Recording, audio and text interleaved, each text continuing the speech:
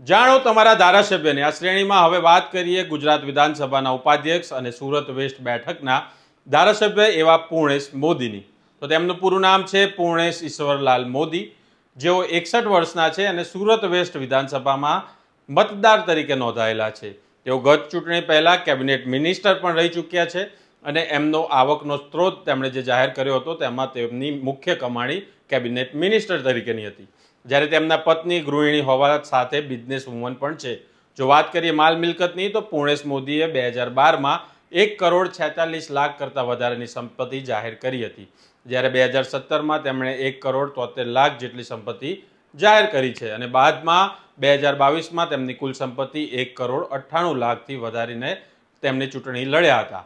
વર્ષ 2012ની ચૂંટણી સમયે તેમના પર એક ક્રિમિનલ કેસ હોવાનું જાહેર થયું હતું, પરંતુ 2017 અને 22માં એક પણ કેસ તેમના પર નહીં હોવાનું તેમણે પોતાના સોગંદનામામાં જાહેર કર્યું છે.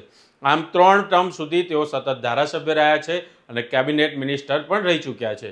પૂર્ણેશ મોદીએ વર્ષ 1992માં દક્ષિણ ગુજરાત યુનિવર્સિટીમાંથી બીકોમ અને LLBનો અભ્યાસ કર્યો છે.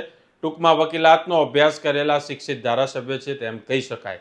મહત્વની વાત એ છે કે 2022માં પૂર્ણેશ મોદી પાસેથી મુખ્યમંત્રી ભૂપેન્દ્ર પટેલ R&B વિભાગ પરત ખેંચી લીધો હતો અને માત્ર પરિવહન, નાગરિક ઉડ્ડયન અને પર્યટન જ પૂર્ણેશ મોદી પાસે રહેવા દીધા હતા.